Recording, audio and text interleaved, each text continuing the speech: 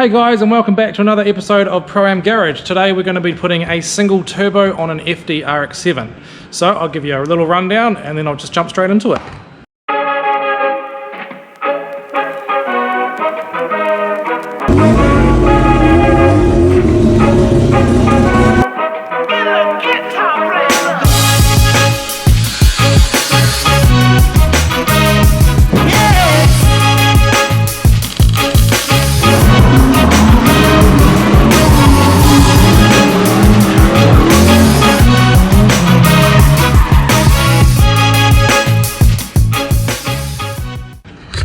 So here we have this FD RX-7.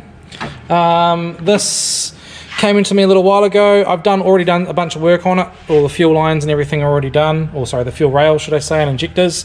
So, but today we're going to be concentrating on the single turbo. The twins have already been removed, and over here we have the brand new Holset HRC40RS. Now the number is a little bit different to what you'd typically buy from Holset or Holset suppliers, because there's a guy in New Zealand called Steve Murch who puts his little fingers all over them and makes them a little bit better and customizes them for your needs. So we just deal all of these turbos through him. I do have other suppliers, but we predominantly use him for these turbos. But anyway, moving right along. This is a Synco manifold. Now these are also New Zealand made by a company in Hamilton called Synco.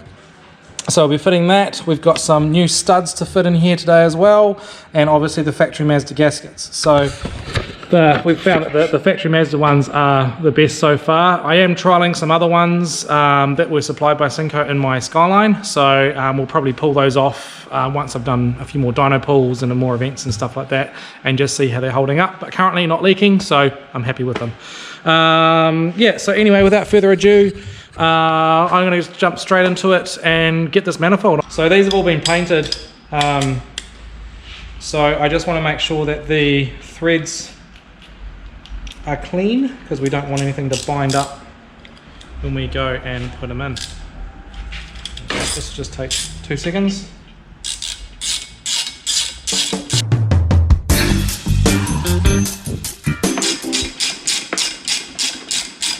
Stuff coming off the fingers. Alright, that's clean. Cool. So we can now go and put studs in.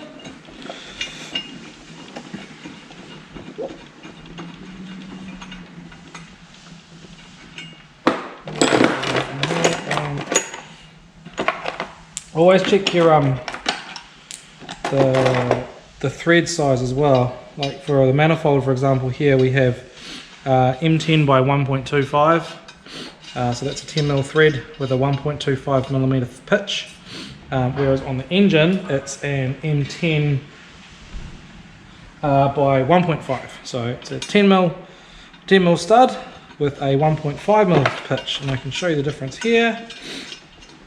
And I'm replacing these on the engine because this motor didn't have any, and the only studs that were there were a little bit too long. So anyway, I don't know if you can see these, but there's the two thread sizes, if you can see those.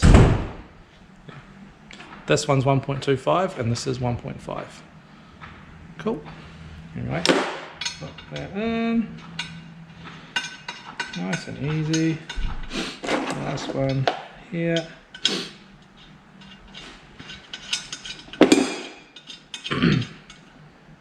Now, and lastly, there are many ways to do these up. A lot of guys, like guys at home or whatever, you'll grab two nuts, do them up together nice and tight, and then crank up the stud. But I have a stud kit.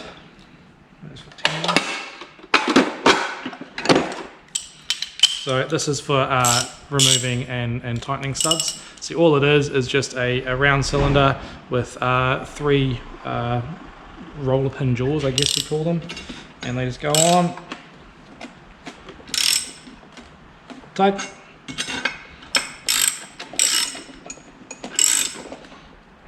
Sometimes the studs are too tight when you're taking them out, and these don't work, so I've got other tools that work in that instance.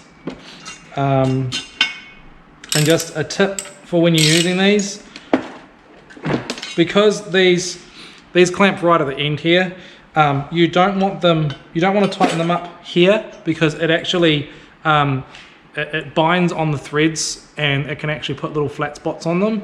So if you do it as close as you can to the bottom or on the shank where there's no thread, then you're absolutely safe. But if you do them near the top, there's a chance that you can damage the threads, and you have to run a dye over them to clean the threads up, or a thread repairer or something like that. So put this back in here. Right, so now that that's done, I'm now going to put the studs onto the engine, and then I'm going to bolt the manifold to the engine, and then I can bolt the turbo to the manifold. And then from there I can start positioning the turbo, get all the core sitting in the right place, and also the compressor housing in the right place for the intercooler piping. And then I can start probably working on that to get that out of the way.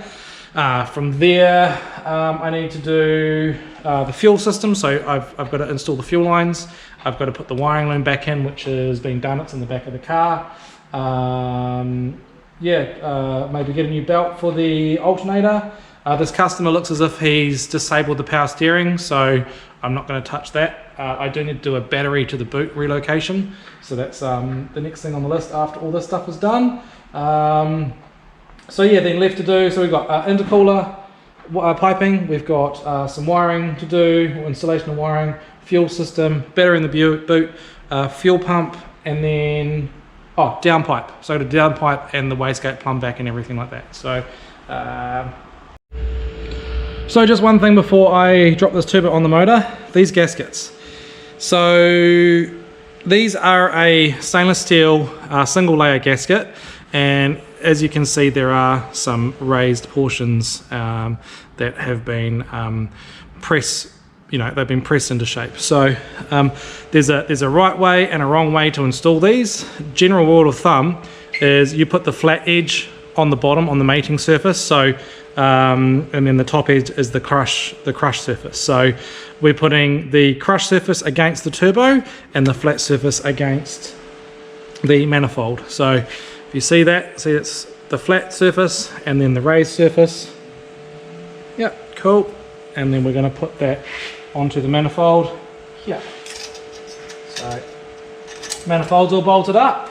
Now chances are, as per most of these, this hose here has to be moved, changed, removed, whatever. Normally you can get away with just bending them up and then putting them up around here. But we'll see. So first things first is we'll trail fit the turbo and see if we can get it to sit on the engine without any sort of modification to anything else. So first things first, before we get too carried away, we need to be able to have this turbo so it's movable. What that means is that we need to, here we go. So we need to loosen off the turbine housing bolts. These are 13mm bolt. I might just remove that because otherwise it'll go flying.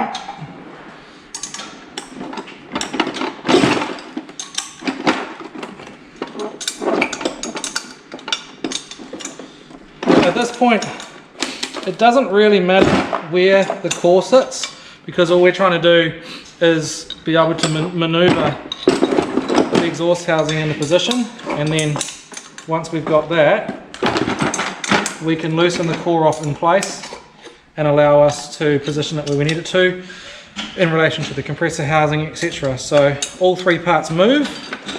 See? Now I can move that freely. So it just gives me the ability that I can put it in the car, position it where it wants to sit, and then I can get my tool in there and position the compressor housing. So, but these tile have a V-band, well, not a V-band, a circlip, large circlip.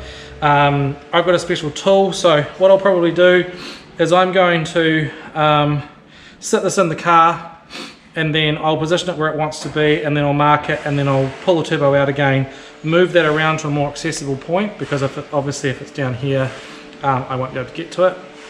So I'll move it topside, and then I can rotate this core at the same time. So, well, what we can do is I can just pull this compressor housing cover off, which we'll probably do to start with, and then we can just maneuver everything around where it wants to be, put the compressor housing on, and we're away laughing. So anyway, I'm going to just chuck this in the car now and see how it all fits, and then move anything that needs to be moved. Cool, so here we have it. The turbo is in the car. And the turbo is not too big, it's in the right position, so it clears literally everything. The only thing you will have to take note of is this cable here. This will have to be moved, purely for the reason that this releases the bonnet and it doesn't really like being around heat. So what will happen is if you don't have a turbo beanie or it put somewhere else, it'll get really, really hot, it'll melt all the internals and you won't be able to undo your bonnet. But looking at this turbo, it's pretty much perfect. The intercooler pipe is here. This is a different style intercooler that we normally run, but it's what was supplied, so we're going to use it. So what I'm going to do now, real quick, is you can even watch me do it. That camera will stay there. I'm just going to pull this off and spin that around. Put it down here.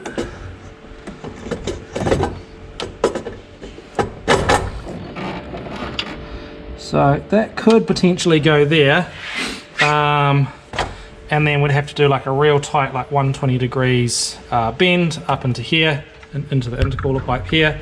But I think what we'll just do is we'll just do it the normal way, and we'll face it up here. So again, we'll have to run like a really tight, like 120 curve facing down and in, but that's just is what it is.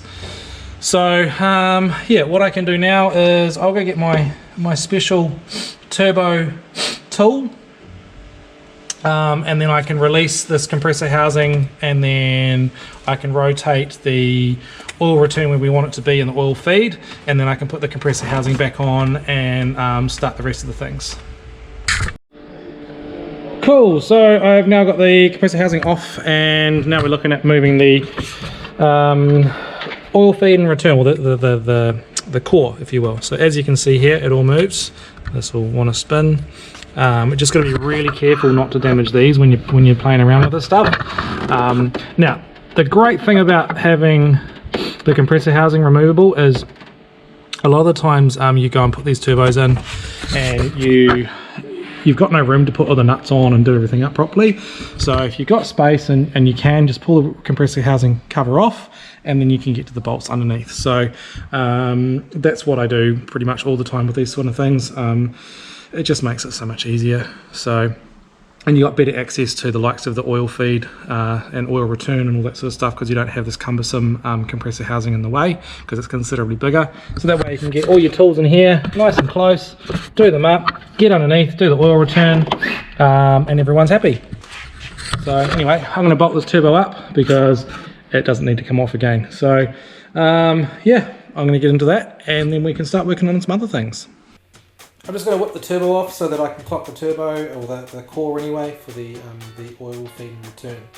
As you can see, I am just putting the nuts on and tightening them up so that the turbo can sit there in its final resting place.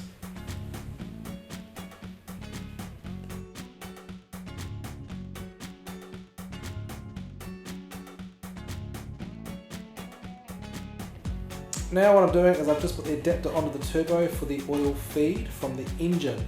I've just put a fitting on it, and now I'll be off getting removing the original oil feed line to the twin turbos, and then I'll put my adapter on there, and then following a fitting and also a dashboard braided line. I attach the fittings at both ends just for mock-up purposes. So here we are at my vise with the ProFlow soft jaws. These are specifically designed for assembling AM fittings. So what I'm going to be doing here is assembling my oil feed line.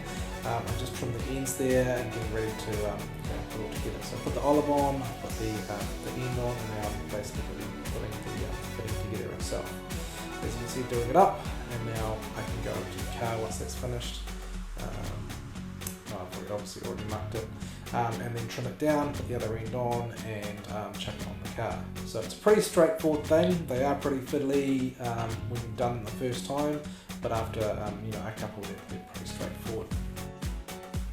Just finishing up here, cut the hose to length, and I'm just putting the other end on so that I can go then fit it onto the engine, and that side of things will be done. So as you can see, look, it's really straightforward.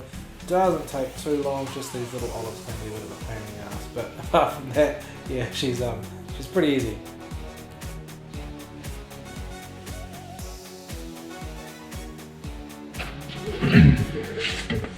Alright, so I've just made the oil feed line. One of the little things that needs to be done. These actually have two different ends, and there's two different types of fittings or adapters.